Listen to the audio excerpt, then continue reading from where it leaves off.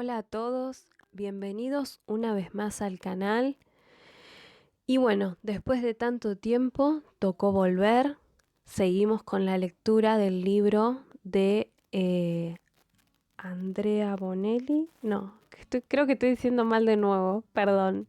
Indias Blancas. Y bueno, luego lo que voy a hacer es continuar con el libro de los expedientes X. Tengo otro más. El que voy a arrancar va a ser Duendes de Charles Grant, de los expedientes secretos X. Les cuento que, bueno, la verdad anduve con un montón de problemas, algunas cuestiones de salud, después temas laborales, por eso tampoco estaba pudiendo grabar mucho.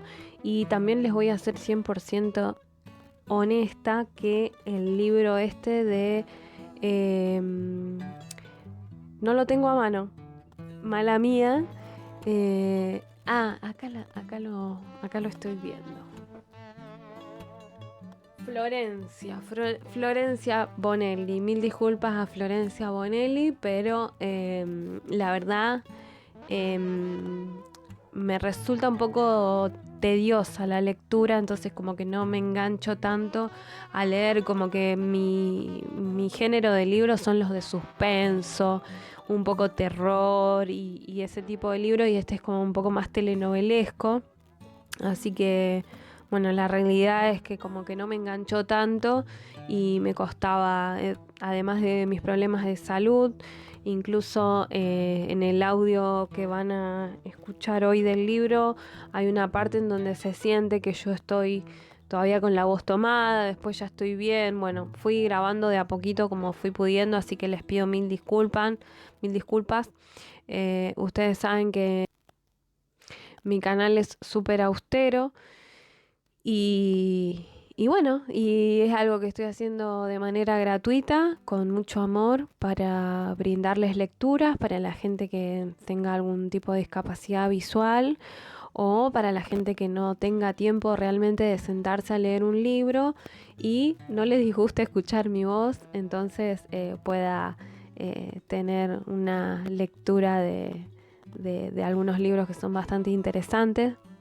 Espero poder retomar con un video semanal y si no, bueno, sepan disculparme.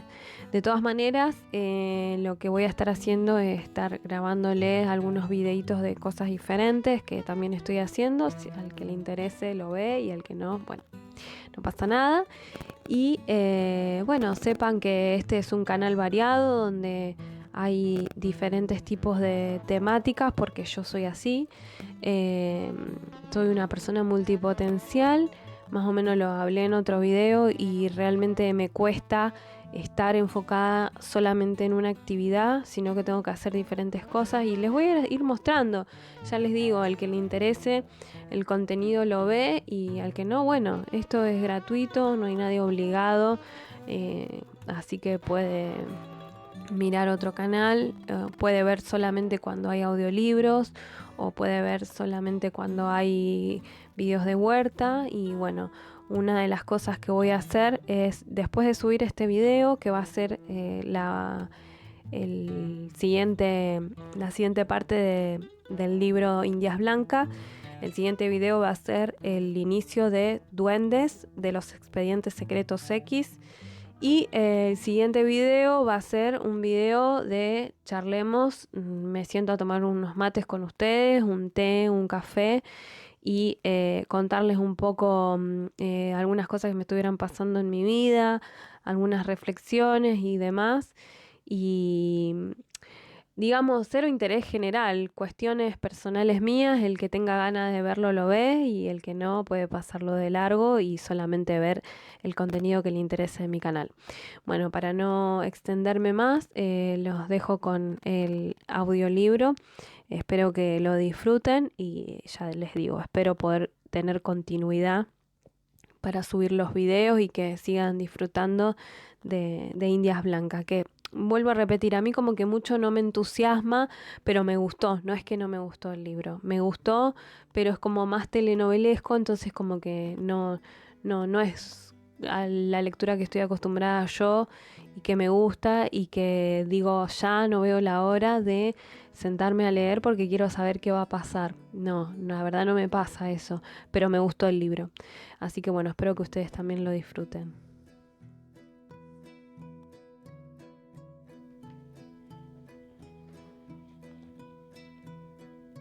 Capítulo 10. La mañana de la revelación.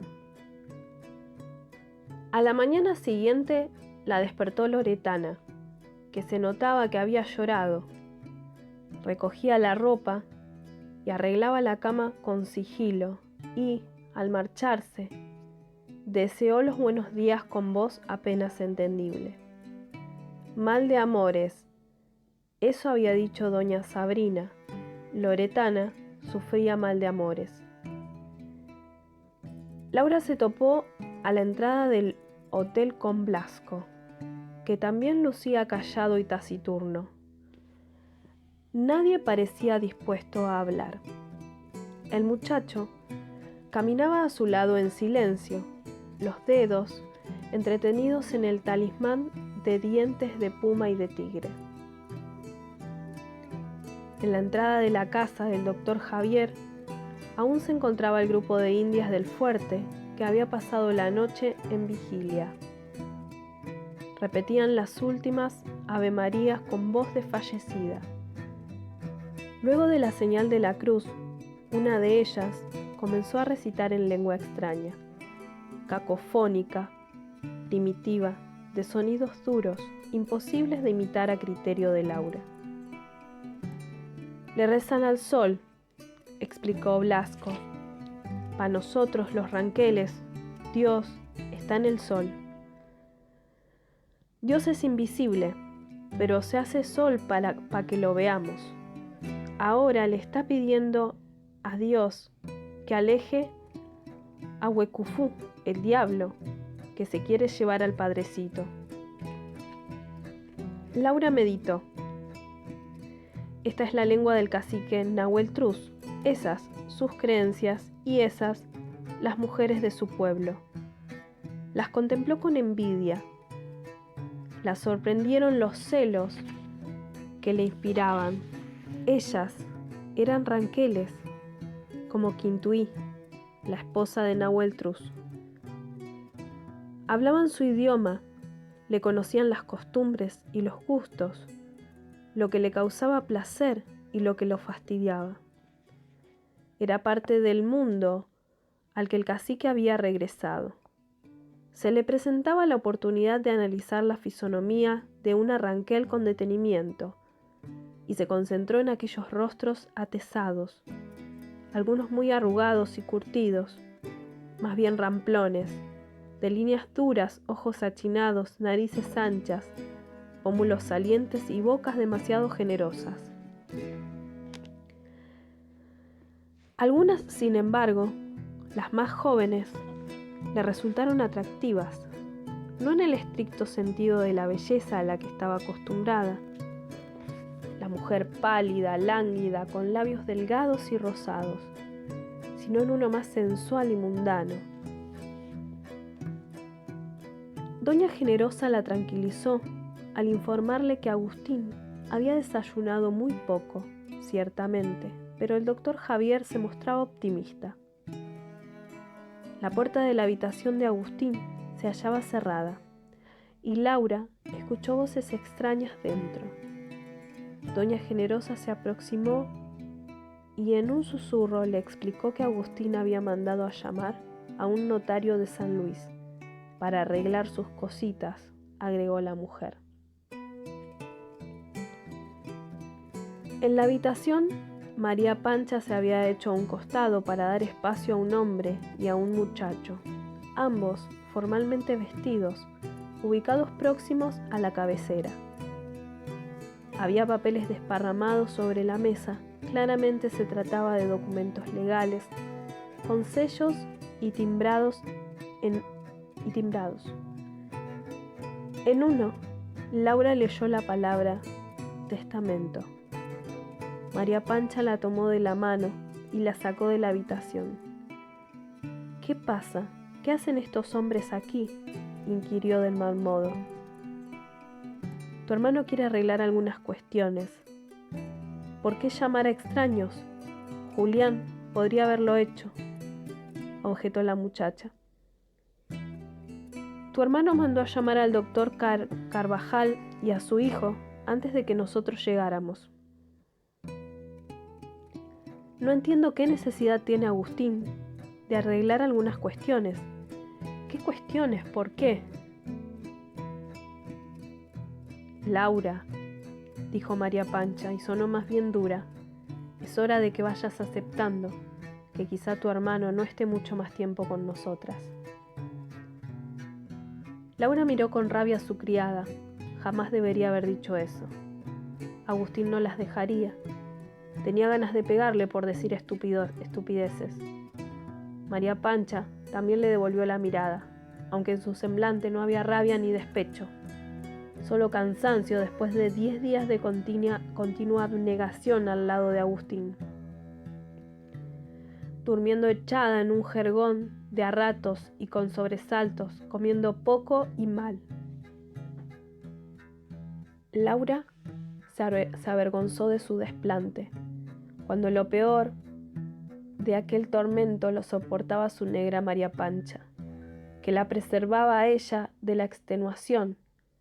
La abrazó y le pidió perdón con la voz estrangulada, y María Pancha asintió y le palmeó la mejilla sin encontrarle la mirada.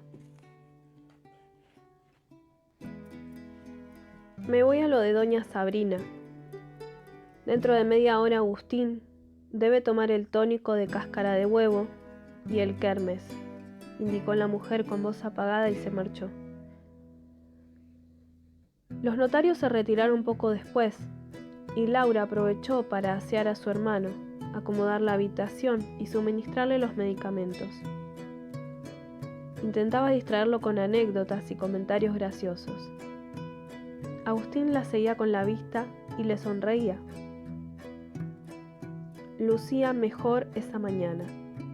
Había color en sus mejillas y no tenían los ojos ese brillo vidrioso de la fiebre.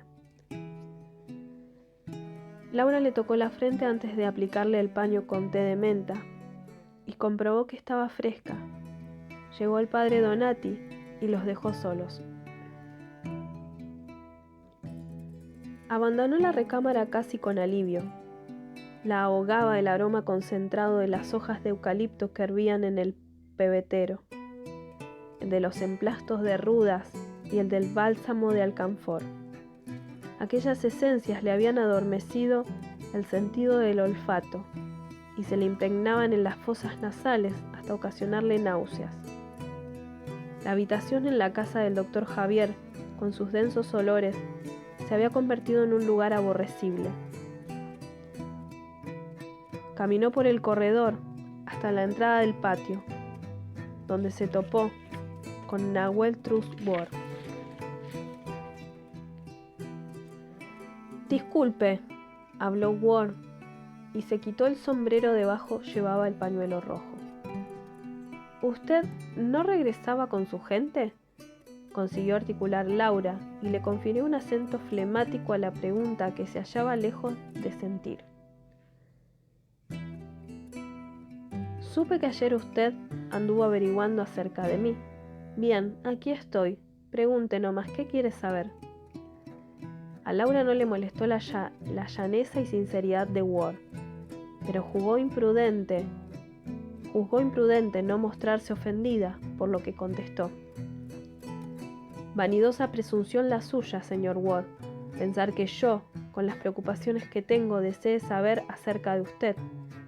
Alguien a quien prácticamente no conozco, alguien tan alejado a mi círculo de amigos, y quizás... Ward le tapó la boca, la aferró por la cintura y la arrastró al interior de la habitación de Mario Javier, donde la aprisionó contra la pared, mientras con el pie entornaba la puerta. Lo inopinado del asalto dejó a Laura sin reacción y permaneció quieta entre los brazos del indio. No grite, acabo de ver a Racedo, explicó en voz baja y le retiró la mano del rostro. Se escuchó el vozarrón del militar que sin consideración al enfermo preguntaba a doña Generosa por la señorita Escalante. El padre Donati salió del cuarto de Agustín y mandó a callar a Racedo. El militar se disculpó y le pidió unas palabras.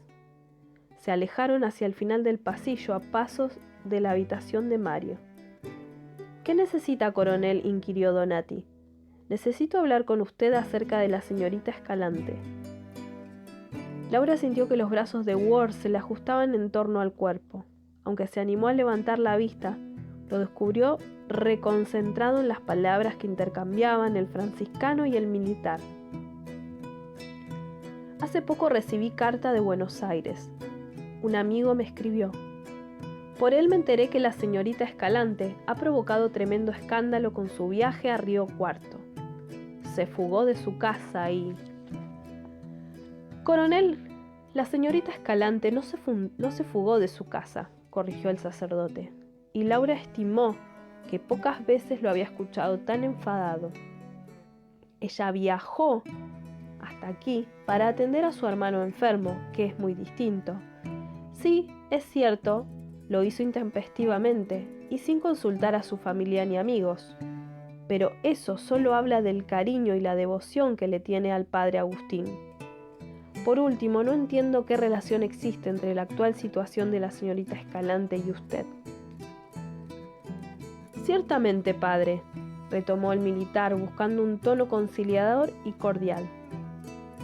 «Yo estimo que la señorita Escalante ha sido mal interpretada en Buenos Aires y que se trata de un acto de entrega y cariño. Sin embargo, usted coincidirá conmigo en que su reputación ha sido dañada, permanentemente dañada, me atrevería a decir. Nada que no se pueda aclarar con un diálogo civilizado», interpuso Donati, hastiado de la perorata impertinente de Racedo. Sin ocultar el sarcasmo, preguntó: «¿Puedo serle útil en algo más, coronel? Usted ejerce una gran influencia sobre la señorita Escalante. Puede hablar con ella, ayudarla a decidirse, a comprender qué es lo más conveniente para su futuro». Y ante la incredulidad del sacerdote, Racedo aclaró: «Ayer, mientras cenábamos, le propuse matrimonio». Con un movimiento rápido que asustó a Laura, Nahueltruz volvió el rostro y le clavó la mirada. Tenía el entrecejo fruncido, la boca apretada, las fosas nasales dilatadas. Parecía que perdería el control, que le gritaría. La atemorizaron los ojos del indio. Lo tranquilizaría, le diría que Racedo podía insistir 1000 veces, ella jamás aceptaría. Le aseguraría que nada había entre ella y el militar. Las palabras se le agolparon en la garganta, pero no llegó a pronunciarlas. «¿Matrimonio?», repitió Donati. «Es un desatino. Usted podría ser el abuelo de Laura, coronel». Padre, no exagere, por favor. ¿Cómo se le ha ocurrido semejante dislate hace apenas unos días que conoce a la señorita Escalante? Venga, salgamos al patio». Racedo y Donati se alejaron. Sus voces se desvanecieron y el silencio se apoderó nuevamente de los interiores de la casa. Laura, envarada entre los brazos del indio, lo contemplaba fijamente, ahora más interesada en las facciones de ese rostro ranquel que en el enojo que destilaban. Le suavizaba el gesto con una caricia, le pasaría la mano por la frente y le borraría el ceño, le rozaría la mandíbula para que se le relajara la boca. No sofrenaría el impulso de tocarlo. Liberó el brazo y le acarició la frente y la sien y el contorno de la mandíbula, y le pasó la punta de los dedos por los labios gruesos, y sobre la barbilla también. Tomó un mechón de cabello y le palpó la dureza y el espesor. Nahueltruz también la tocó, y al apoyarle la mano sobre el rostro experimentó una corriente fría que se le desplazó hasta la entrepierna. Siguió la necesidad de tocarle los labios, de besarle las mejillas, el cuello, el escote, y de olerla, de verla reaccionar. Bajo la aspereza de sus dedos, la piel de Laura se le antojó como la crema, espesa, suave y blanca, increíblemente blanca, con una luminosidad alabastrina exacerbada por lo oscuro de su piel. Se estaban mirando, había serenidad en sus semblantes, un vacío los rodeaba, soledad absoluta, silencio, bienestar. Habían acabado los problemas y peligros. Lo que contaba era la presencia del otro. Nahuel Truz se inclinó y apoyó ligeramente sus labios sobre los de Laura, que se estremeció. El cuerpo le quedó blando de placer, los músculos no le respondían, las piernas parecían hechas de azúcar.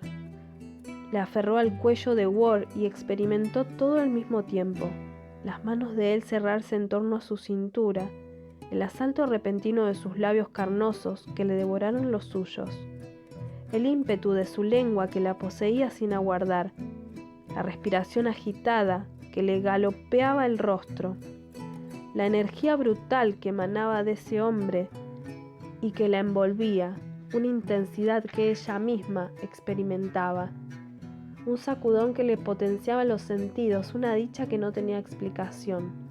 Se sentía a salvo, cobijada por la fortaleza de ese indio, casi un ser invencible, como un héroe de mitología griega que había enfrentado al tigre y al puma en la pampa. Se abrazaron, y ella hundió la cara en su pecho, y él le besó la coronilla, y le mesó el cabello, y le susurró: Laura, Laura, con una ternura que nada tenía que ver con su aspecto de oso. Su voz seguía siendo ronca y grave, y sin embargo ese Laura la hacía vibrar íntimamente. Los ojos se le entibiaron y empezó a llorar. Ward se quitó el pañuelo rojo de la cabeza y le secó los ojos y los carrillos, y le apartó de la frente los rizos dorados que se le habían desprendido del tocado. Lo hacía suave, lentamente, aletargándola, serenándola. ¡Laura! La voz dura de María Pancha estremeció las paredes de la casa y operó en ellos como un baldazo de agua. Laura abandonó la recámara de Mario Javier, repasándose las mejillas, alistándose el delantal y acomodándose el peinado. Se topó con una María Pancha furibunda que le reclamó haber dejado solo a Agustín. Tu hermano te necesita, te llamaba y tú no acudías. ¿Dónde te has metido? Nahuel Truz permaneció escondido tras la puerta de la habitación de Mario Javier, mientras escuchaba las reprimendas de la criada y las excusas de la muchacha. Al restablecerse la calma, dejó el dormitorio y se marchó furtivamente. Casi al caer el sol, Agustín se quedó profundamente dormido a causa de los efectos de las medicinas y de la infusión de valeriana que María Pancha le había preparado. El doctor Javier corroboró que el sueño del padre Escalante era tranquilo y que su pulso, aunque débil, era regular.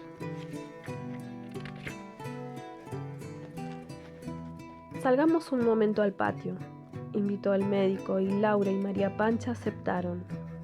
Se ubicaron junto a doña Generosa, que pelaba arvejas y que prometió preparar mate. Preguntó a continuación por la salud del padrecito, y Laura, sin darle tiempo al doctor Javier, se apresuró a decir que Agustín estaba mucho mejor y que dormía plácidamente. Doña Generosa le sonrió complacida y de inmediato se explayó en las innumerables cualidades del padrecito, en la magnífica obra que llevaba a cabo con los indios del Fuerte Sarmiento. Laura y María Pancha, que poco sabían de ese aspecto de la vida de Agustín, escuchaban con atención e interponían preguntas, Se respiraba un ambiente tranquilo y familiar.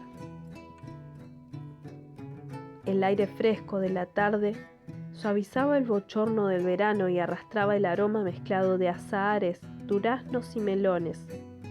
También llegaban al trino de los pájaros y el murmullo de las hojas, mientras la voz de Generosa proseguía con el relato. Llegó el padre Donati y se unió a la pequeña reunión. Laura percibió la preocupación en el vistazo que le dispensó el franciscano y supo que se trataba de Racedo y sus avances, aunque la tranquilizó la certeza que no tocaría el tema frente a terceros. Doña Generosa trajo los aparejos del mate y comenzó la ronda, con tortas fritas y pan con chicharrón para acompañar. El padre Donati comentó acerca de la vigilia de las Indias la noche anterior de la misa, que esa mañana había pedido a doña Beatriz, una ferviente devota de San Francisco, por la pronta recuperación del padre Escalante y de tantas otras muestras de cariño hacia él. Estampitas, rosarios, cruces, escapularios, a los que cada donador les atribuía la facultad de curar y hacer milagros, inundaban la iglesia de San Francisco. Con tanto rezo no entiendo cómo no se ha recuperado ya el padrecito, se preguntó doña Generosa. Agustín asegura que tiene que expiar sus faltas, interpuso Donati con una sonrisa incrédula. ¿Qué faltas?, objetó Laura. Si mi hermano tiene faltas que expiar, que nos espera el resto de los mortales. Deberíamos estar todos guardando cama atacados de cólera negra. Hasta María Pancha lanzó una carcajada. No cuestiones los designios divinos, Laurita, objetó Donati, que aún se reía.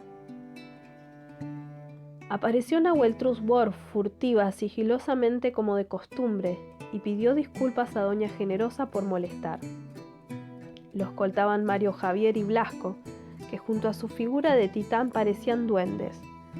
La ronda del mate se agrandó y mientras los muchachos engullían lo que quedaba de pan y tortas, Nahuel Trus saboreaba el mate de doña Generosa, tan bueno como el de su abuela Mariana, según expresó con una sonrisa tímida. María Pancha se puso de pie y sin decir palabra regresó junto a Agustín. Laura no reparó en la actitud severa y poco cortés de su criada y permaneció absorta en la contemplación de los movimientos tranquilos del indio, que no se había dignado a mirarla una vez. La mortificó esa actitud, máxime cuando ella había añorado encontrárselo el día entero. Lo cierto era que, luego del beso clandestino detrás de la puerta, Laura no había dejado de pensar en él. En realidad, pensaba en él de continuo desde aquella primera vez, cuando se lo encontró en ese mismo patio conversando con el hijo del doctor Javier. Lo que vino después del beso fue una sensación de plenitud que le expandía el pecho, le hacía cosquillas en el estómago. Laura estaba segura de que había encontrado lo que tanto había buscado, aquello que la completaba como mujer. ¿Has tenido noticias de tierra adentro, Nahuel Trus?, se interesó el padre Donati. El hijo de Agustín Ricabarra llegó esta mañana después de varios días de comerciar con los míos. Dice que en general están todos bien. Mi padre un poco indispuesto. Ya sabes, se acerca esta fecha y él no se controla, agregó Worf en un susurro. ¿Qué fecha?, preguntó Laura y el resto volteó a mirarla. Ella, sin embargo, se mantuvo expectante a la respuesta de Worf, que tomaba su mate con vista fija en el suelo. El aniversario de la muerte de mi madre. aclaró segundos después. Se asomó María Pancha e indicó a Nahuel Truz que el padre Agustín deseaba verlo. Ward se puso de pie y marchó hacia los interiores de la casa con María Pancha por detrás. Dicen las malas lenguas que el coronel Racedo te anda arrastrando el ala, Laurita. Comenzó doña Generosa. Anoche te vieron cenando con él. Me vi obligada a aceptar, adujo Laura con laconismo. Pero que te arrastre el ala te la arrastra, mijita, insistió la mujer, e hizo caso omiso a la tos nerviosa de su esposo. Esta mañana te vino a buscar aquí, muy ansioso se lo veía, hasta claveles traía, el pobre diablo. Te busqué por todas partes, pero no pude encontrarte. A propósito, ¿dónde te habías metido? Generosa, por favor, deja a la muchacha en paz, ordenó Javier, y la mujer siguió cebando mate con una sonrisa en los labios. Ya hablé esta mañana con el coronel Racedo, terció Donati, y le aclaré que Laurita está comprometida con el señor Alfredo Laíte. Una sombra se proyectó detrás de Laura, que al girar sobre la silla dio con los ojos de Ward. Padre Marcos, Agustín pide que vaya un momento a la pieza, habló el indio. Yo me retiro, anunció Javier, y se puso de pie. Tengo que hacer mi última ronda. Doña Generosa ofreció otro mate a Ward, que lo agradeció con parsimonia y tomó asiento nuevamente frente a Laura. ¿Les molesta si los dejo unos minutos a sola?, preguntó doña Generosa. Tengo que disponer todo para la cena, aclaró. Aquí está la pava, Laurita, por si quieres cebar. ¿Sabes cebar? A Laura la avergonzó que le preguntara por una labor doméstica tan básica frente a Nahuel Truz Ward, y apenas asintió. Tomó el mate y lo cebó como había visto hacerlo tantas veces a María Pancha, procurando verter el agua con lentitud, poco a poco, para no alborotar la yerba, como decía su criada. Nahuel Truz lo bebió sin apuro. Parecía que pensaba reconcentradamente. Tenía el gesto grave, lucía enfadado. Se puso de pie y devolvió el mate. ¿Ya se va?, atinó a preguntar Laura. Sí. ¿Podría quedarse unos minutos? Necesito hablar con usted. Hable. No aquí. Aquí hablaremos donde doña Generosa pueda vernos. No quiero tener problemas. Usted está comprometida. Buenas tardes, dijo, después de una pausa, y se dirigió hacia la parte trasera de la casa. ¿Por qué se va?, exclamó Laura furiosa. Le dije que quiero hablar con usted. Y como Ward no se detenía, espetó. ¿Acaso se olvidó de lo que ocurrió entre usted y yo esta mañana? Ward regresó sobre sus pasos. La aferró por los hombros y le habló muy cerca del rostro. No me olvidé. Es usted la que se olvidó de decirme que ella es de otro. Yo no soy de otro, articuló Laura con voz insegura. ¿Y el tal Lacit? Laíte, corrigió divertida. ¿Quién es? Era mi prometido. Ya no lo es.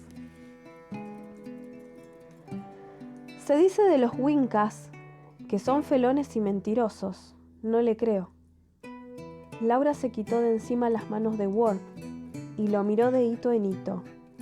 Se dice de los indios, parodió, que son vagos y brutos. Yo, sin embargo, jamás creería eso de usted. Dio media vuelta y marchó hacia la casa. Solo pocos pasos, porque Nahuel Truz la aferró por la cintura y le pegó el pecho a la espalda. Perdón, le suplicó con la mejilla sobre su cabeza. La obligó a voltear. Se miraron. Había un destello cómplice en los ojos de ambos. Buscaron la clandestinidad que les ofrecía la fronda del huerto, con sus árboles pesados de fruta, sus líneas de tomateros y sus rincones de achicoria y acelga. Nahueltruz la apoyó contra el tronco del albaricoquero y le buscó la boca con desesperación. Laura no tardó en responder a ese ardor que la desestabilizaba, y mientras lo dejaba avanzar hacia su escote, le acariciaba los brazos robustos, los hombros anchos. La fuerza física de Ward, que la intimidaba, al mismo tiempo la colmaba de seguridad. Realmente no conocía a ese hombre, se dejaba llevar por la pasión que le provocaba. ¿Qué sabía de su temperamento, valores y costumbres? Poco y nada, y sin embargo se sentía pronta a poner su vida en manos de él. «Te creo», aseguró Ward cuando recobró el aliento.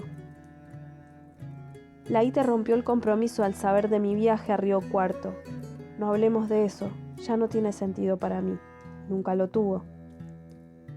¿Qué hay con Racedo?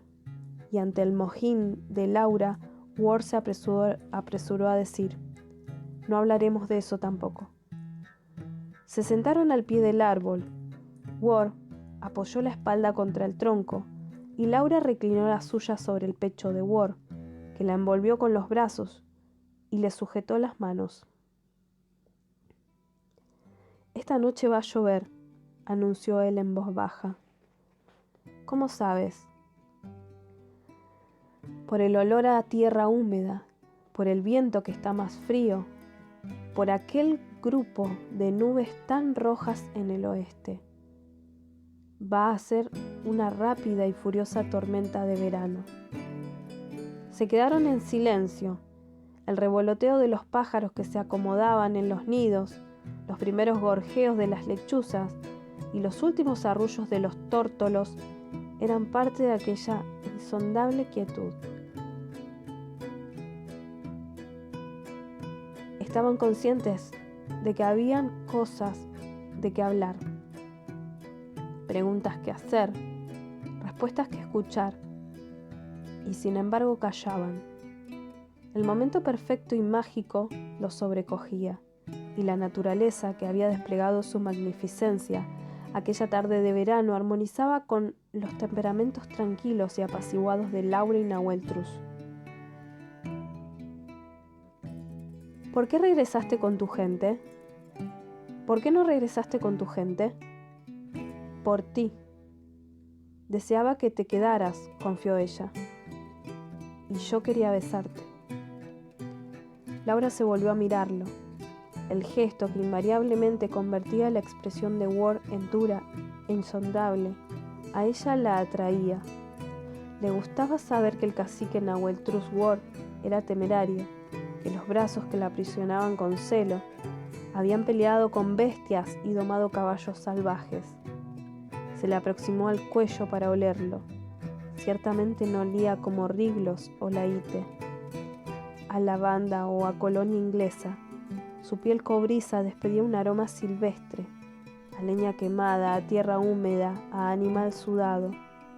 Le quitó el facón del refajo, enorme, con vaina y cabo de oro y plata, una excelente pieza, y lo dejó a un costado.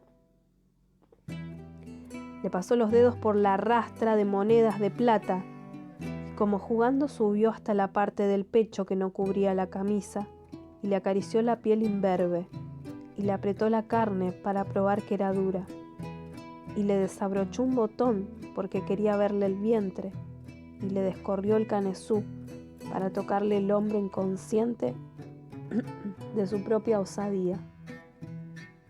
Reconcentrada en aquel espléndido cuerpo de varón, Nahueltruz Ward le despertaba un anhelo de hembra que se le evidenciaba en la entrepierna y en los pezones.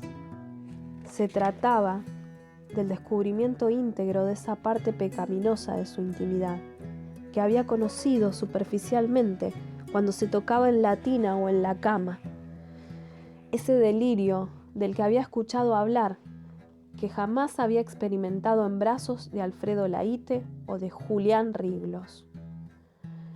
Nahuel Truz le seguía los movimientos, interesado en la avidez con que ella lo examinaba y en la transformación que se operaba en sus facciones. Le pasó el dedo por el contorno de la nariz recta y pequeña, le tocó la piel del pómulo, la oreja, y le agarró un puñado de bucles y los olió. Eran pesados, suaves, de un rubio traslúcido, como si de hilos de oro se tratase. Sus cejas y pestañas, oscuras y pobladas, discordaban con la blancura de la piel y el dorado del pelo.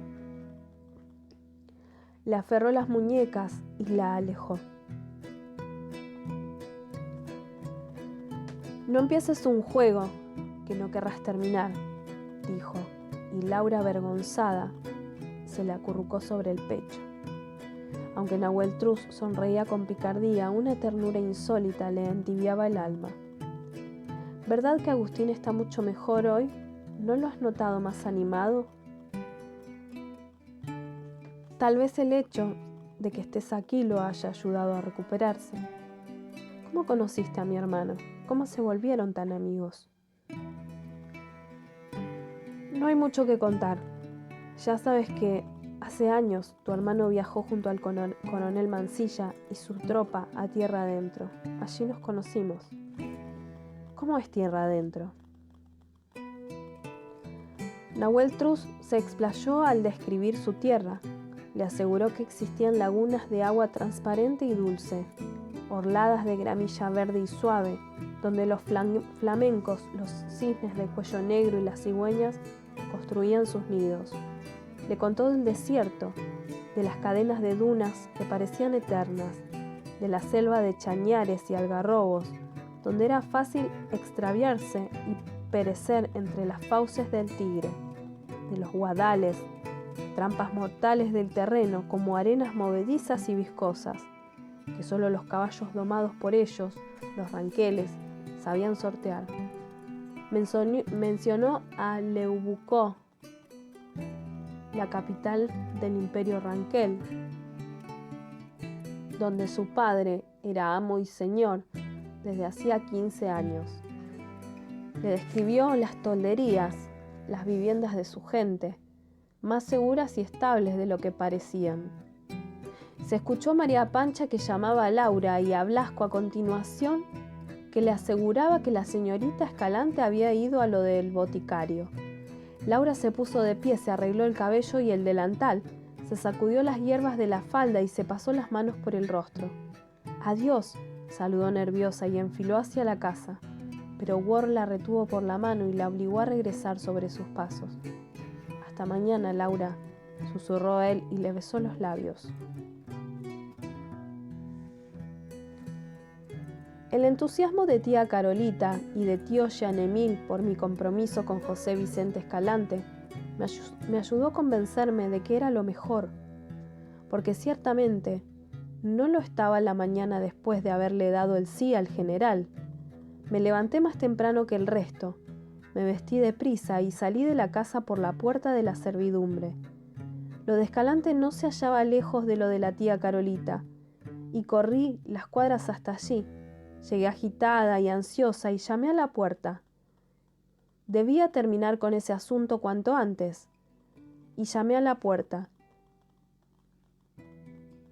Sorprendí sinceramente al general cuando se topó con mi aspecto lamentable en el vestíbulo.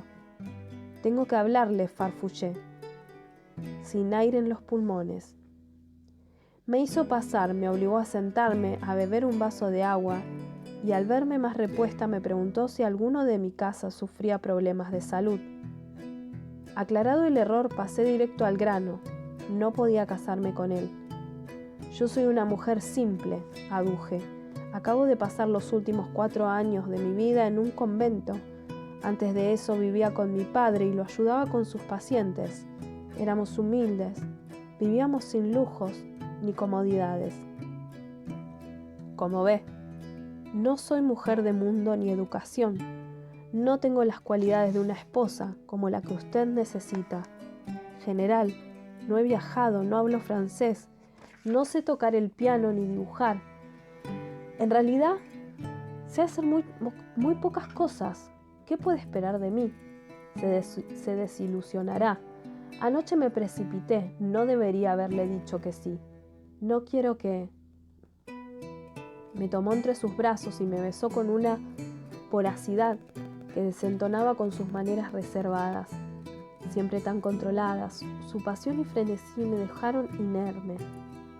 Me reclinó sobre el sofá y me siguió besando mientras susurraba que yo era lo que él deseaba, que no cambiaría un cabello de mi apariencia, un solo aspecto de mi temperamento. Lo seducía mi pasado, él se haría cargo de mi futuro. Pídeme lo que quieras y te lo concederé, manifestó por último, y sentí que me engatusaba como un niño. Cómprame a María Pancha, expresé, luego de una reflexión. María Pancha llegó a casa de tía Carolita con sus misérrimos petates y su hábito de estameña, algunas semanas antes de la boda.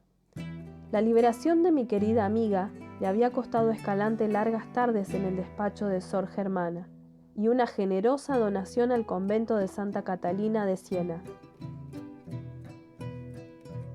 Tía Carolita, que conocía al detalle mi amistad con la hija del príncipe Ostentote, la instaló en una recámara contigua a la mía, sin hacer caso del escándalo con que tía Ignacia recibió la noticia, que terminó por asegurar que sus hijas no volverían a poner un pie en una casa donde se daba el mismo trato a señores y esclavos. Pero Ignacia querida, interpuso tía Carolita, si hasta nuestro Señor Jesucristo eligió a sus mejores amigos de entre los más pobres. ¿Acaso Simón Pedro no era un pescador ignorante? ¿Acaso Jesús no compartió la mesa con cobradores de impuestos y mujeres de la mala vida? Los motivos religiosos tenían muy sin cuidado a tía Ignacia, que cumplió su palabra a rajatabla. Dolores y Soledad no regresaron mientras María Pancha vivió allí, y aunque la orden también alcanzaba a Magdalena, ella no obedeció. Durante las siestas, se desembarazaba del yugo de su madre y venía a visitarnos. Nada le emocionaba tanto como ver las prendas nuevas de mi trousseau.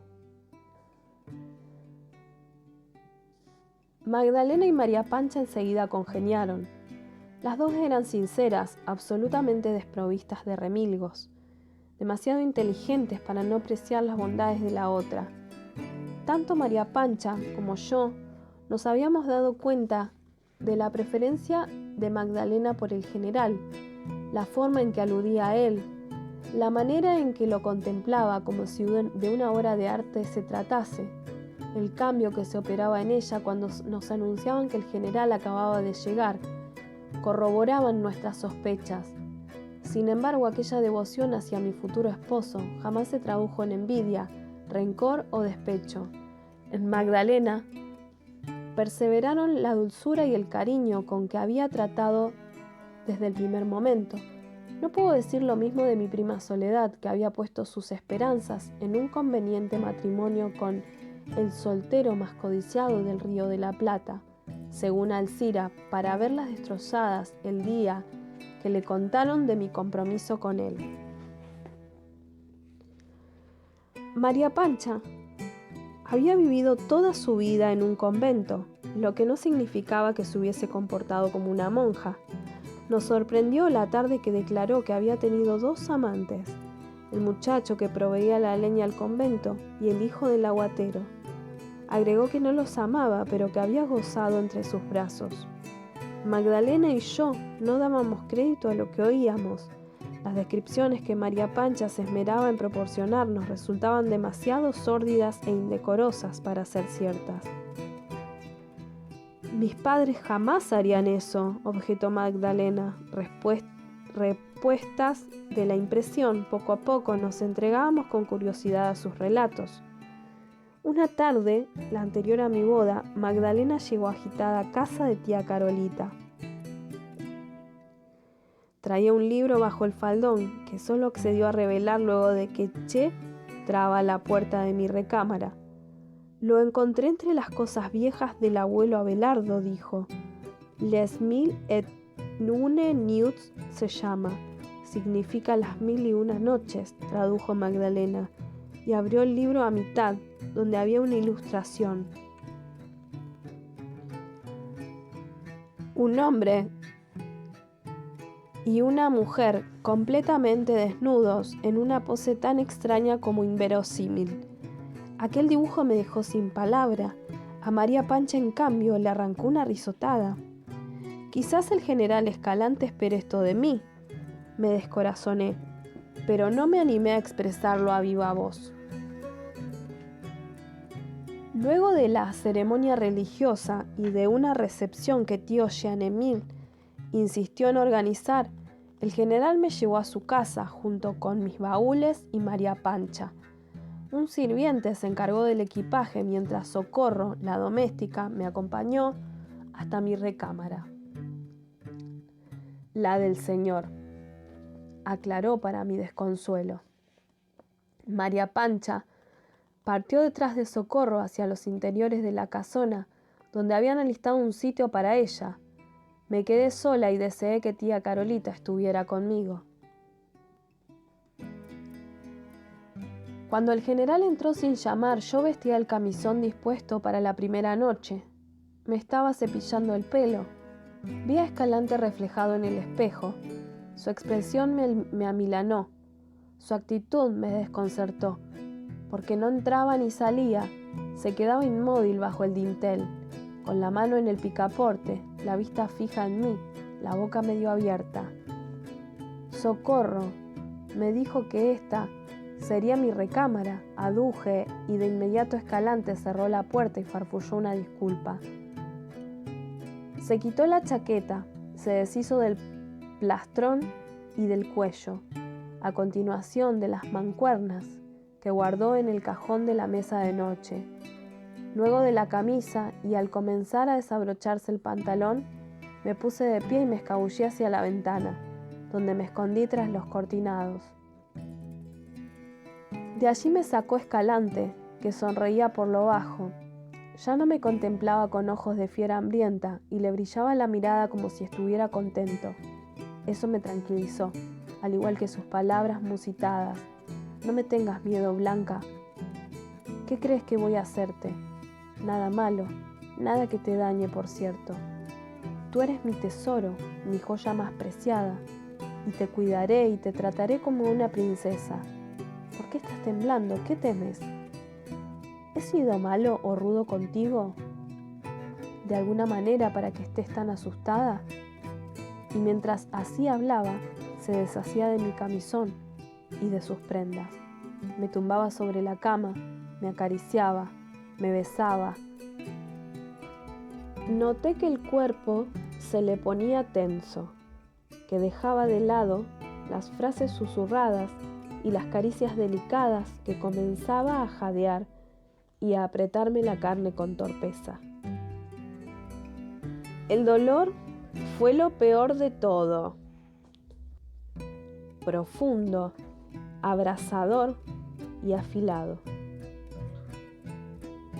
Quedé paralizada debajo del cuerpo de Escalante, mientras él se refregaba contra el mío, completamente ajeno a mi padecimiento. No grité ni le pedí que me dejara. Le temía demasiado para hacerlo, y lo dejé continuar. Mis manos le sujetaban los hombros sin pasión, más pendientes de empujarlo lejos que de acariciarlo. Lo escuché gruñir y, por los intersticios de mis párpados, le percibí un gesto de dolor en la cara. Otro gruñido largo y profundo, para luego desplomarse sobre mí, agitado y sudado, en estado de conmoción. Me pregunté, ¿cómo haré para mirarlo otra vez a la cara? Percibí que Escalante se hacía a un lado, y me di vuelta rápidamente para que creyera que quería dormir. ¿Estás bien?, me preguntó al oído, sin tocarme. Sí, bien, mentí. ¿Te dolió mucho? No, bueno, un poco, dije, mientras la vagina me latía como un corazón desbocado y la sangre me escurría entre las piernas. Temía confesarle cuánto daño me había hecho. Temía enfadarlo. Será mejor la próxima vez, aseguró, y apreté los ojos deseando que no hubiese dicho eso de próxima vez. A la mañana siguiente amanecí afiebrada. María Pancha se mantuvo a mi lado y cada tanto despotricaba contra la brutalidad de Escalante. Están acostumbrados a hacerlo con putas, repetía. Me ponía paños tibios, embebidos en té de malva, entre las piernas y paños frescos con olor a menta sobre la frente. Al escuchar los pasos de Escalante, yo fingía dormir. Él entraba, se quedaba de pie a mi lado, junto a la cabecera. Podía oler su perfume, escuchar su respiración. Él corría el trapo de mi frente y la besaba. Chiquita, me llamaba, pero María Pancha le espetaba un «mejor la deja dormir», que me helaba el alma, y Escalante se marchaba con el aspecto de un niño castigado. José Vicente Escalante es un hombre moderado y reflexivo, a veces frío y esquivo. Solía pasar largas horas en su estudio escribiendo cartas o leyendo. Recibía correspondencia de Inglaterra y de Francia, donde tendría grandes amigos, entre ellos el general San Martín, a quien veneraba sobre el resto. En ocasiones, cuando se mostraba expansivo, me sentaba sobre sus rodillas y mientras me acariciaba el pelo, me relataba sus aventuras en el ejército durante la guerra contra los godos, como llamaba a los realistas. A mí me gustaba especialmente la historia del cruce de los Andes y le pedía que la repitiera, lo que lo complacía gratamente.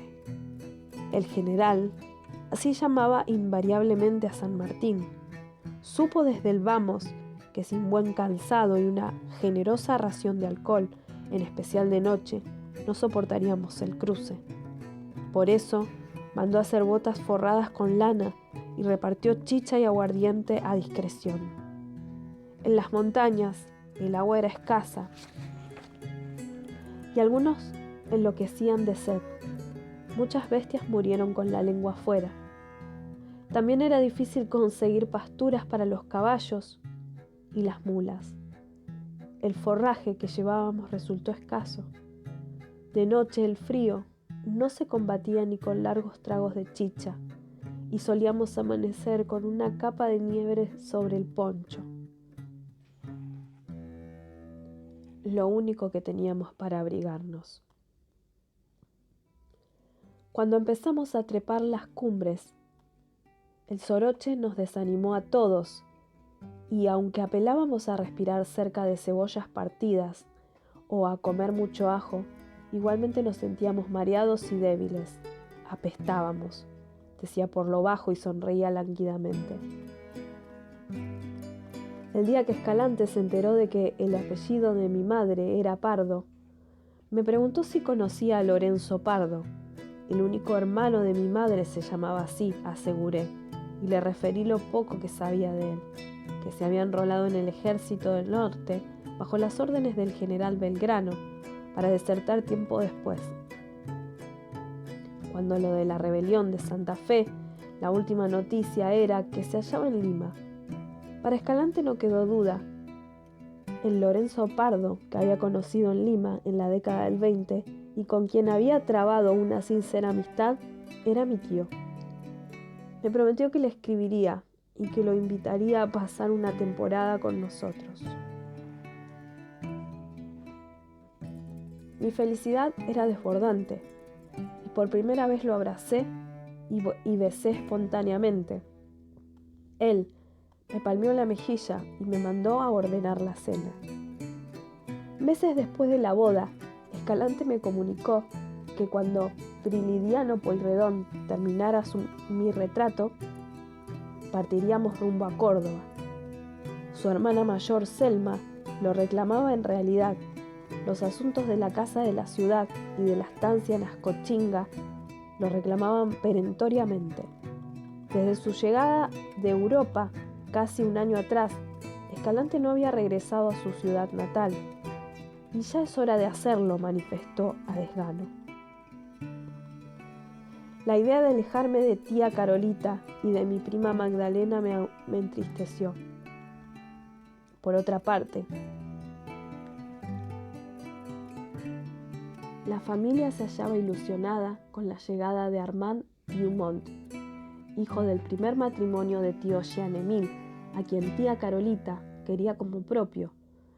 Un joven de 20 años por aquel entonces, con los estudios de filosofía y letras terminados, que había decidido comenzar en el Río de la Plata, Le Grand Tour. Cuando Armand llegase, yo ya no estaría para conocerlo. Solo me reconfortaba saber que contaría con María Pancha, que en ese corto tiempo se había adueñado de la cocina, el huerto y los interiores de la casa de Escalante, desplazando a Socorro y al resto de la servidumbre, que la miraban desde lejos y con una mezcla de miedo y respeto.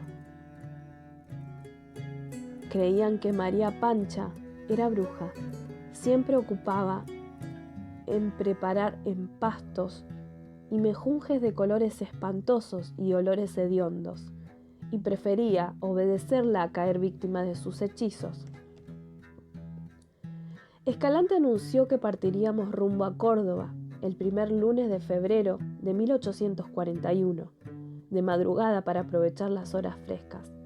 ¿Cuántos días dura el viaje?, me animé a preguntar, y él aclaró que en condiciones normales 7, pero que como tenía intención de desviarse unas cuantas leguas para visitar una estancia del gobernador Rosas llamada El Pino, el periplo se dilataría entre 3 y 4 días. No me atreví a preguntar el motivo de la visita a El Pino y deduje que se trataría de un asunto de negocios. Capítulo 11. El zorro y la rosa blanca. Blasco le mostró a Laura una entrada en la parte trasera de la pulpería de doña Sabrina, para esquivar a Racedo, según explicó con un guiño de ojo mientras le abría la poterna medio destartalada que daba al patio interno, destinado principalmente al lavado y secado de ropa. La habitación de Laura daba a ese patio, y como acostumbraba dejar la puerta-ventana abierta para airearla, no le resultó difícil acceder a su recámara, con la extraordinaria ventaja de evitar la pulpería, sus parroquianos bebidos y en especial al coronel Racedo.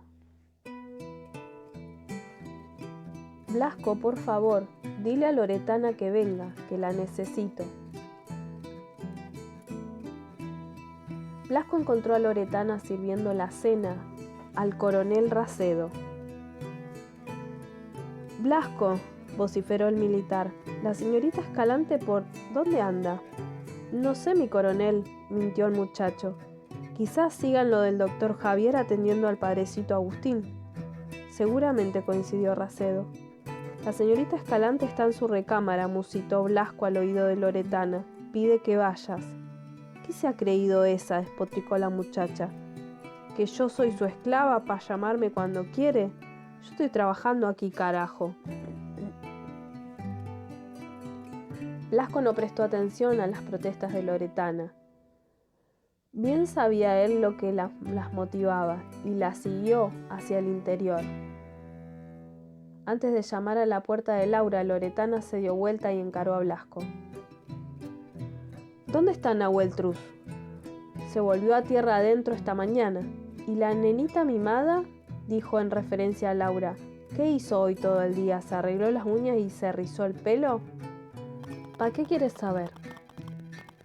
Sabes mejor que Naides que el doctorcito me pagó muy bien para que la tuviera vigilada de cerca. Y por si te acuerdas, mocoso de porquería, las monedas que te doy todos los días son para eso, no para que compres dulce en los de Don Panfilo. Nada hizo. ¿Qué quieres que haga, la pobre? Se la pasa al lado del padrecito cuidándolo. Sí, cómo no, la pobre, despotricó Loretana y llamó a la puerta. Dice Blasco que usted me necesita, señorita, masculló a modo de saludo, con el mismo tono sombrío de los últimos días. Sí, respondió Laura con soberbia. Para lavar, indicó al tiempo que colgaba un lío de ropa sucia en brazos de Loretana. Tráeme la cena y prepárame el baño. Ah, Loretana, la próxima vez que desees usar mi loción de rosas, preferiría que me la pidieses y no que la tomases sin permiso. Blasco, que aún aguardaba en el corredor, lanzó una carcajada. Loretana se retiró con el semblante de un perro apaleado. Dio algunos pasos y arrojó el atado de ropa al suelo. Engreída del demonio, gruñó. Luego de una cena frugal y un baño, Laura se recostó pensando que no pegaría un ojo, pero con la intención de liberar las sensaciones y sentimientos que le ocupaban la mente y que tomaban posesión de todas las partes de su cuerpo. Deseaba a Nahuel Trust Ward como no había deseado a ningún hombre. Le atraía su condición de indio. Ward parecía tan orgulloso de su casta y de su tierra que hasta celos le causaba, y no le cabían dudas de que elegiría a los suyos antes que a una cristiana. Ese orgullo de Ranquel la marginaba. Ella jamás había sentido igual por su gente, al contrario, hacia algunos albergaba resentimiento y desprecio. Se preguntó qué significaría ella para Ward. Tal vez la despreciaba por su condición de Winca. Quizás solo quería jugar, aprovecharse. Sus besos y caricias, sin embargo, le habían parecido sinceros, y ese Laura, susurrado con dulzura, no podía ser fingido. Nahuel Trust no simulaba, no le haría daño, no a ella, la hermana del padre Agustín. Por instinto, más que por certeza, confiaba en ese Ranquel, ese hombre tan alejado de todo cuanto le resultaba familiar y seguro. Confiaba simplemente porque su corazón así se lo dictaba.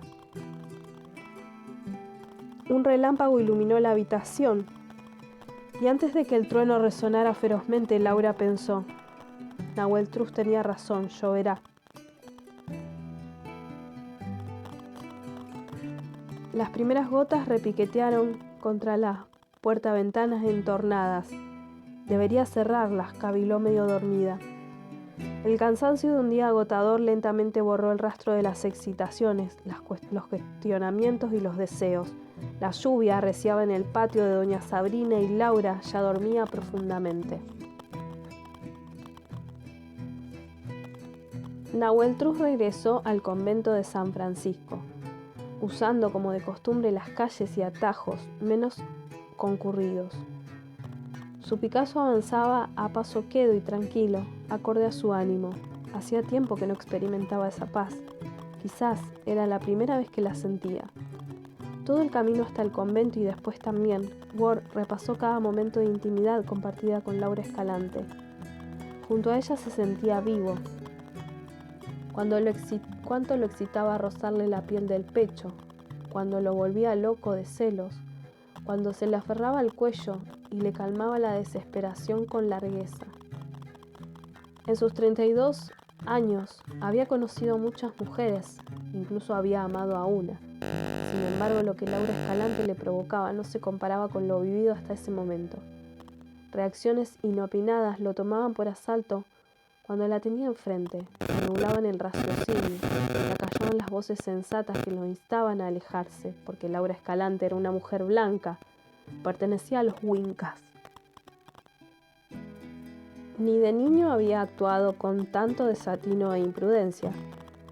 Apareció el padre Donati en el granero con un plato de guiso y una hogaza de pan blanco. Nahuel Trust colocó una carona sobre un fardo de alfalfa y lo invitó a tomar asiento. Ya te dije que esta es tu casa, que aquí puedes quedarte cuanto quieras, empezó el padre Marcos para seguir. Pero no quiero una desgracia, Nahuel Truz, ya te lo dije ayer. Racedo deambula como perro que olfatea la presa. ¿No habías decidido marcharte hoy por la mañana? Odiaba mentirle al padre Donati, de los Wincas, el que más respetaba y admiraba, pero no podía confesarle que había deseado partir, que ya quería estar en medio del desierto rumbo a Leucó, cerca de su pueblo, de su tierra, y que no obstante esa pretensión, un poder irresistible, lo había encadenado a Río Cuarto, como si de una voluntad ajena se tratase.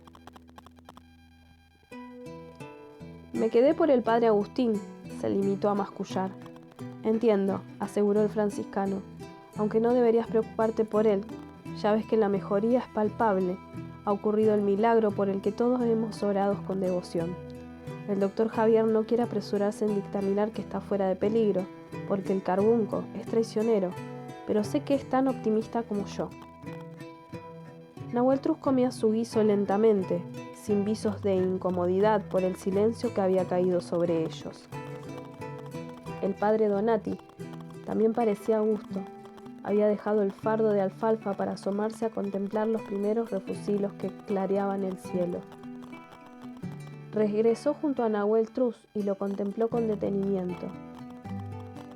Le gustaba aquel muchacho. En él se amalgamaban la sagacidad y el arrojo del padre y la sensatez e inteligencia de la madre. Nahuel Truz Ward era un hombre valioso y pocos conocía con cualidades y virtudes tan ricas. Quizás la guerra entre ranqueles y cristianos terminaría el día en que él se hiciera cargo de la conducción de las tribus. ¿Por qué te busca con tanto ahínco el coronel Racedo?, se interesó el padre Donati. Viejas deudas no saldadas, respondió Ward por lo bajo y siguió comiendo. ¿Te refieres al ataque al fuerte Arévalo? Nahuel Truz Ward se limitó a asentir. ¿Cuántos años hace de eso? 5. ¿Allí conociste a Racedo? Nahuel Truz volvió a asentir. ¿Qué fue lo que pasó? ¿Por qué atacaron el fuerte? Para liberar a unas mujeres que el coronel Francisco Sosa, Pancho de Nato, los llamaban. Había cautivado. Nahuel Truz apartó el plato vacío y se acomodó en el fardo. Entre esas mujeres estaba la hermana de mi esposa Quintuí.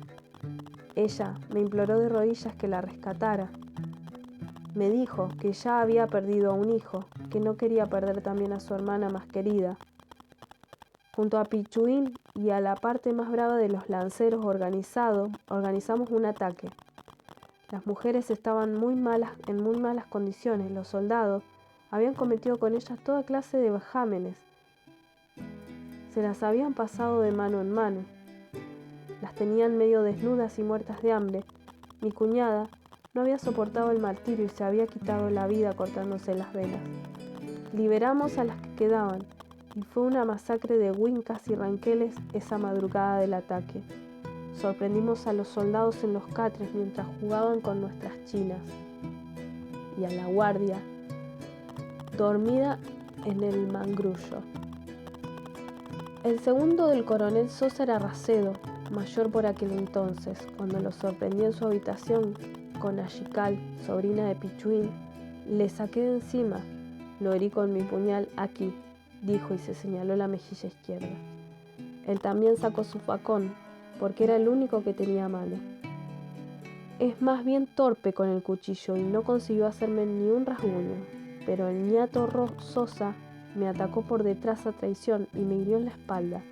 Salvé el pellejo de milagro. Nahuel Truz volvió a encerrarse en su habitual hermetismo y parquedad, mientras el padre Donati lo observaba con ojos desmadrados. Ward mantenía la vista fija en el suelo, por vergüenza. Así ha sido entre cristianos y ranqueles, padre, justificó Nahuel Truz. Nos ha regido el ojo por ojo, diente por diente. Ustedes han hecho la vista gorda a los mandatos de Cristo y nosotros no nos hemos detenido a pensar en lo costoso que puede ser el orgullo y la insensatez. Los Wincas son más poderosos y tarde o temprano nos doblegarán, a menos que lleguemos a un acuerdo serio y bien planeado, agregó un instante después, no como las fantochadas que se han hecho hasta ahora. Ya ve usted, padre, lo que pasó en el 70, luego del acuerdo de paz entre Calfucurá y el coronel Francisco de Elías. Donati aseguró que estaba al tanto. A pesar del acuerdo de Elías, no dejó que pasaran ni 3 meses y atacó a traición a Manuel Grande y a Chipitruz, y pasó por las armas a niños y a mujeres sin que se le moviera un pelo. Semejante masacre solo podía engendrar otra masacre, meditó el padre Donati. Calfucurá, prosiguió Ward, para vengarse arrasó con los pueblos de Alvear, 25 de mayo y 9 de julio. Se dice que nunca un malón cometió tantos desmanes y salvajadas como aquella vez. Por supuesto que de Elías no se iba a dejar tocar así nomás, y de 3 días más tarde salió como ciego buscando revancha. La batalla de San Carlos, recordó el franciscano, el año pasado para esta época, ¿verdad? El 8 de marzo del año pasado, para ser más exacto, según se dijo, prosiguió Donati. No existe precedente de un choque más sangriento entre las fuerzas militares y los pampas. Las noticias nos alcanzaron días después cuando Elías mismo se presentó en el fuerte Sarmiento. Aseguró haber acabado con Calfucurá, pero luego supimos que seguía vivo. Para gran disgusto de mi padre, mi tío Pumer participó con 500 lanceros en la retaguardia y él asegura que Calfucurá no murió en la batalla de San Carlos como se dijo. De todos modos, su poderío no es el mismo. Nadie lo considera el Toqui de antes.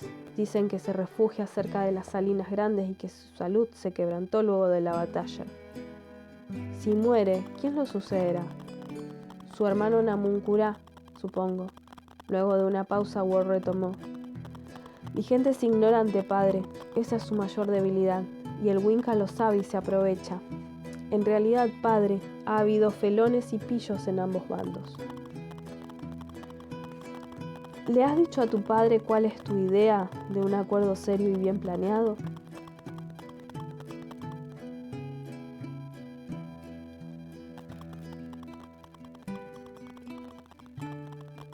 Mi padre es un gran cacique, el mejor que ha conocido el imperio Ranquel. Le enseñó a su gente a cultivar la tierra, a criar el ganado apropiadamente, unificó las tribus y las organizó militar y políticamente. Nadie parlamenta como él ni tiene su capacidad para negociar. Yo lo admiro, padre, y le tengo mucho cariño. Sin embargo, entre el cacique Mariano Rosas y yo existen grandes diferencias. Él ve en las mejoras que yo propongo la mano del Winca, según su decir. Si dejásemos de vivir en los toldos y construyésemos casas con ladrillos cocidos, él lo consideraría una felonía a las tradiciones de nuestros ancestros. Si nuestros niños se educaran y aprendiesen a leer y a escribir en castellano, él sentiría que se están cortando las raíces que nos atan a nuestra tierra y a nuestras costumbres. No se puede rehuir al progreso que viene con el avance del Winca. Es una realidad implacable, y yo creo que nos adaptamos o perecemos.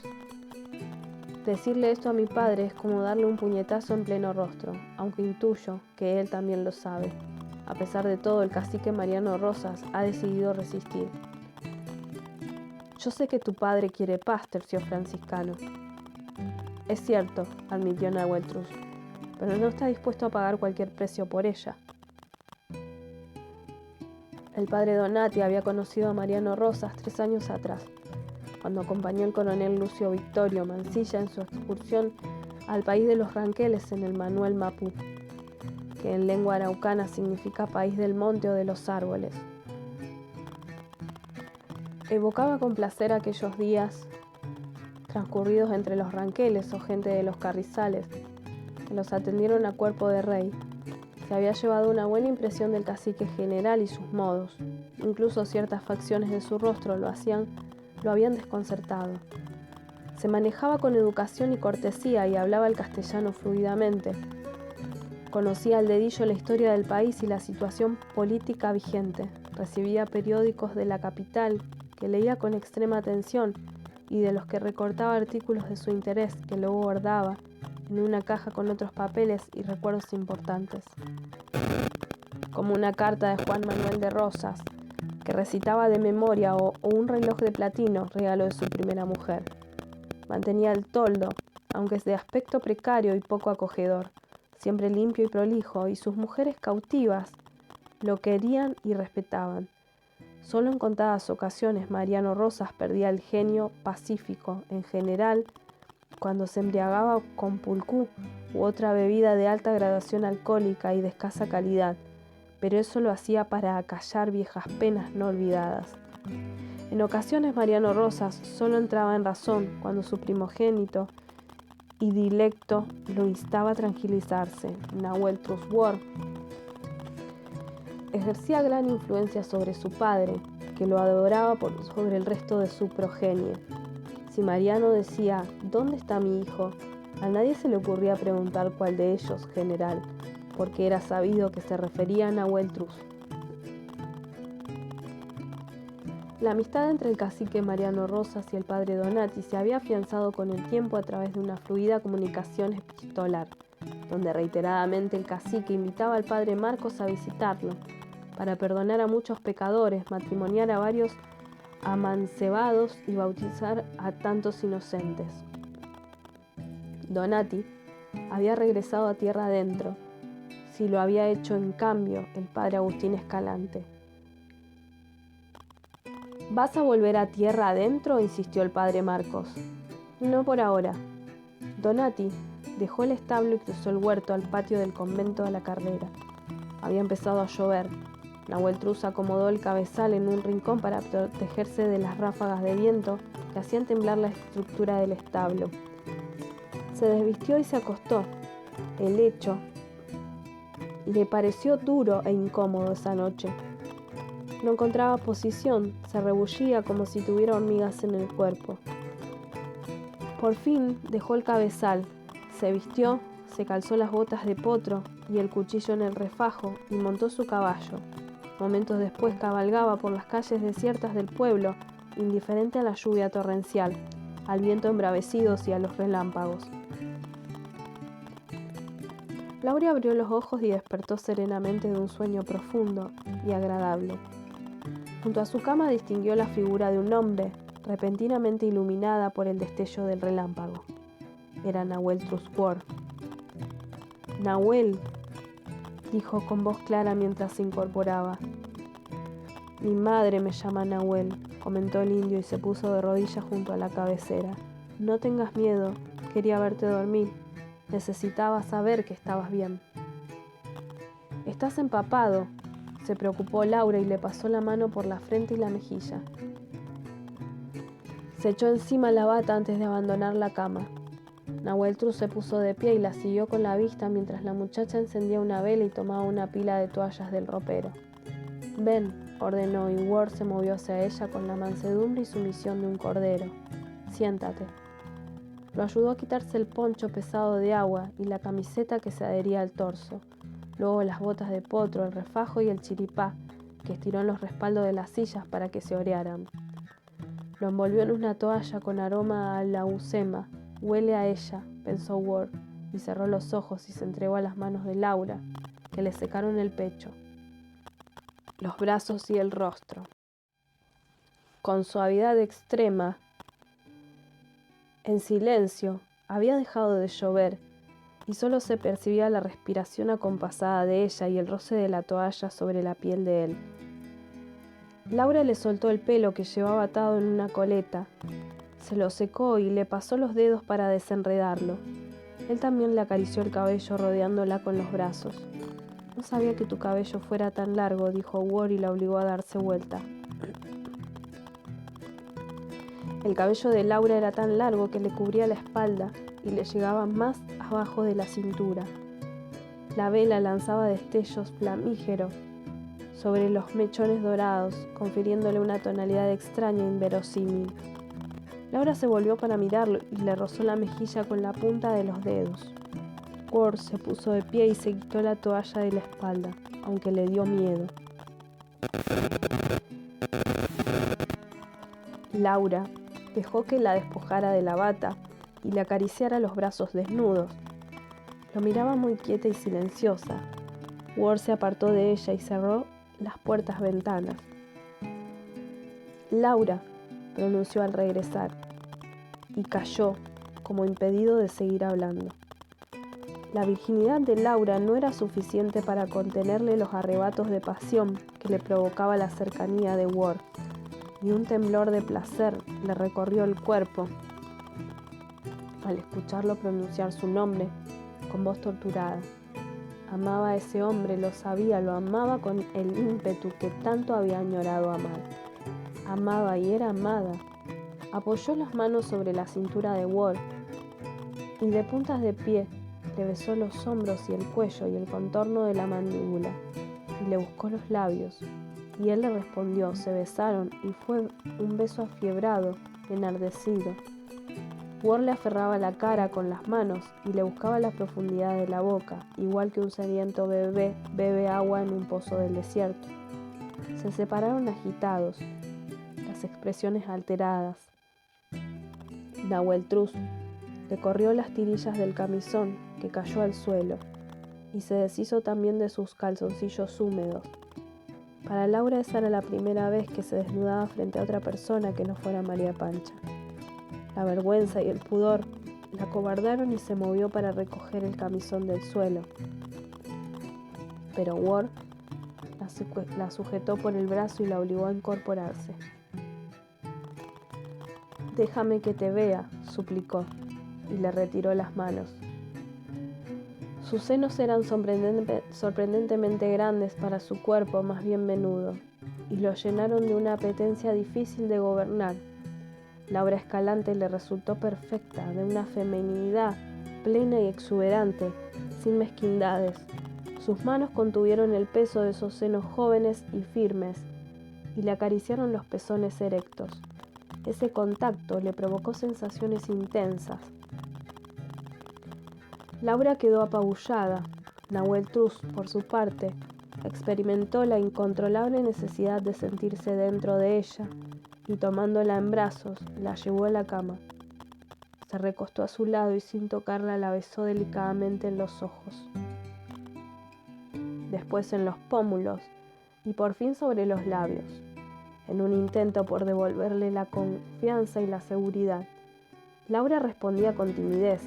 Nahuel Truz detuvo las caricias y se quedó mirándola serio, abstraído. «Me pregunto si eres consciente de tu propia belleza», dijo, «si sabes lo que causas en los hombres, esta ansiedad que quema por dentro». La besó provocativamente hasta percibir que Laura olvidaba sus temores y vergüenzas, y su cuerpo se entregaba a la pasión de él. Entonces la penetró. Laura apretó los ojos y se aferró a sus hombros cuando un desgarro la paralizó. Ward se mecía sobre ella con ansiedad, explorándola, besándola, atravesándola sin misericordia, buscando cada vez más adentro. El dolor intenso, sin embargo, iba diluyéndose, y ella se dejaba amar sin reservas, plena, dichosa, completa. Estaba entre los brazos del hombre que amaba, confiaba en él. Todo era nuevo para Laura y sin embargo, intuía que aquella sensación que subía y subía terminaría en una explosión. Nahuel Truz hundió las manos en la almohada, levantó el torso y soltó un quejido ronco. Los músculos le temblaron como si una convulsión los sacudiera, y una mueca de placer que le transformó el rostro la llevó a pensar que él era el ser más hermoso que había conocido.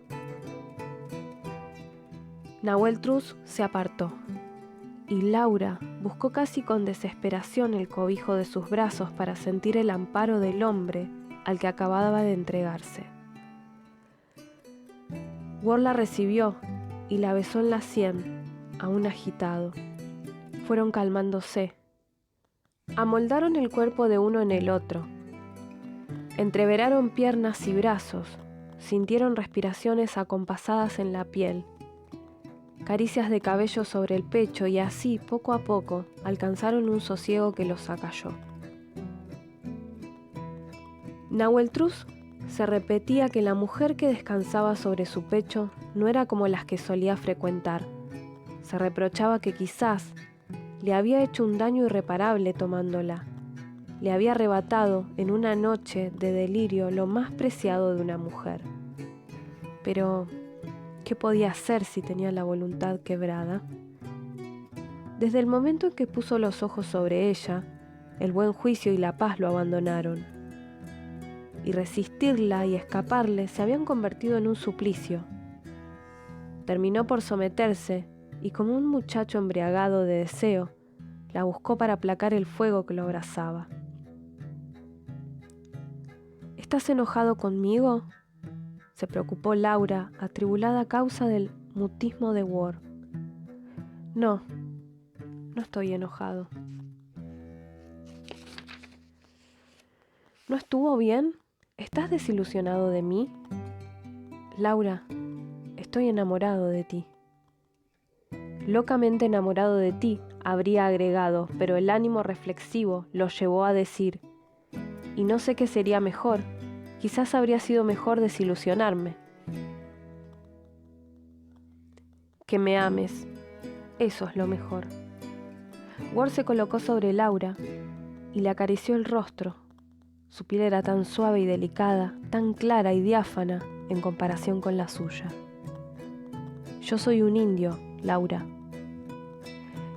Si eso es un problema para ti, haz de cuenta que yo también soy una india. Demasiado blanca para ser una india, aclaró Ward sombríamente. Una india blanca, entonces.